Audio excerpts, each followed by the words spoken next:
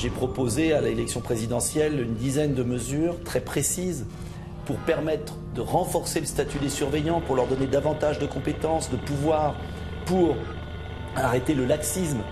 Et la seule réforme qu'a faite la garde des Sceaux, vous la connaissez, c'est d'installer les téléphones dans les cellules.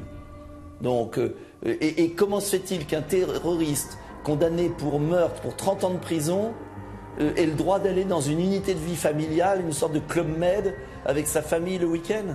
Mais on croit rêver. Il n'y a qu'en France qu'on voit ça. Les surveillants demandent des effectifs supplémentaires. Pourtant, il n'y a pas de surpopulation carcérale dans cette prison de Condé-sur-Sarthe. C'est donc un problème de matériel, comme vous le dites, avec des fouilles qui doivent être mises en place. C'est un problème de compétence. Tout est interdit aux surveillants, tout est permis aux détenus.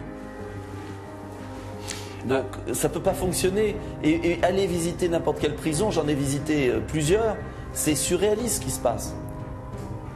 Condé-sur-Sarthe, l'une des prisons les plus sécurisées de France avec Vendin-le-Vieil, c'est uniquement un problème de moyens. Quelle est la priorité du coup dans les prisons aujourd'hui selon vous? Ce qu'il faut, la priorité absolue, encore une fois, c'est d'isoler les détenus dangereux. C'est entre nous, pour les plus dangereux des dangereux, de reprendre la proposition que j'avais faite des îles Kerguelen, c'est-à-dire qu'ils soient sortis de France, c'est-à-dire qu'ils soient complètement isolés, qu'ils sachent que la France ne plaisante plus avec les crimes de guerre. Ce sont des criminels de guerre, ce ne sont pas des délinquants comme les autres, ce sont des fanatiques. Donc il y a un moment, si la société française est incapable de se défendre et laisse ses surveillants tabassés par des fous furieux, la France n'est plus digne d'être ce qu'elle est. C'est tout. Il faut à un moment que le pouvoir politique comprenne qu'on ne traite pas les ennemis de la France comme le voleur de voitures d'à côté. C'est tout. Environ 60 détenus radicalisés ou ex-terroristes ont été... D'ailleurs, je peux ajouter une chose. Oui, allez-y.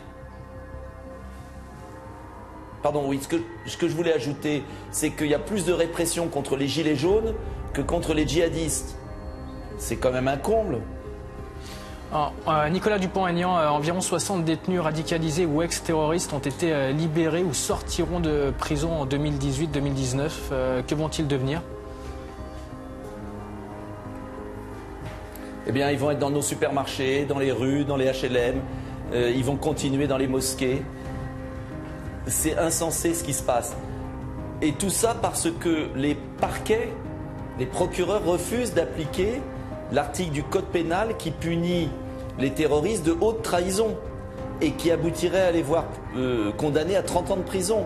Et on applique pour des faits de terrorisme des dispositions classiques du code pénal qui font qu'au bout de 2, 3, 10 ans, ils sont libérés. Et c'est là où on marche sur la tête, là aussi. C'est qu'il faudrait appliquer les dispositions du code pénal appliquées à la haute trahison, ce qui n'est pas appliqué aujourd'hui dans notre pays au moment des procès. Donc on a des terroristes, des djihadistes, des fanatiques qui sortent de prison tous les ans. Et attendez, Madame Belloubet voulait faire revenir ceux de Syrie et d'Irak, alors qu'ils devraient être jugés là-bas. Et heureusement, grâce à la campagne de Debout la France, le président a un peu reculé. Mais je suis certain qu'il veut le faire revenir en douce des djihadistes. Il a commencé à le dire et aujourd'hui, ils essayent de dissimuler les choses. Nicolas Dupont-Aignan... Mais c'est M. Castaner, n'oubliez pas, qui disait... Oui, pardon. Oui, Nicolas Dupont-Aignan, les surveillants de prison, les syndicats de surveillants de prison demandent un blocage illimité des prisons. Jusqu'où, selon vous, peut aller cette mobilisation? On se souvient qu'il y avait déjà eu une mobilisation l'année dernière.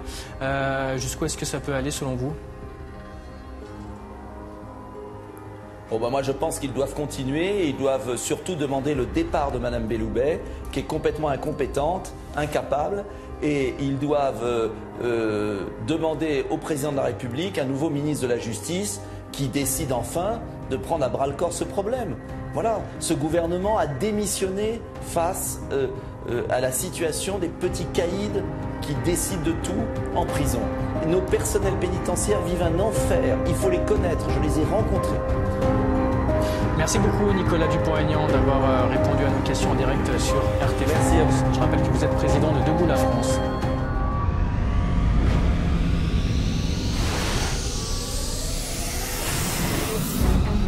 pardon, oui, ce que je voulais ajouter, c'est qu'il y a plus de répression contre les gilets jaunes que contre les BHL. Et c'est quand même un comble. C'est insensé ce qui se passe. Et tout ça parce que les parquets, les procureurs refusent d'appliquer l'article du code pénal qui punit Nicolas Sarkozy de haute trahison et qui aboutirait à les voir condamnés à 30 ans de prison. Et c'est là où on marche sur la tête, là aussi. C'est qu'il faudrait appliquer les dispositions du code pénal appliquées à la haute trahison. Ce qui n'est pas appliqué aujourd'hui dans notre pays au moment des procès. Donc on a des BHL et Nicolas Sarkozy qui sortent de prison tous les ans. Mais je suis certain qu'il veut le faire revenir en douce. Des BHL, il a commencé à le dire et aujourd'hui ils essayent de dissimuler les choses.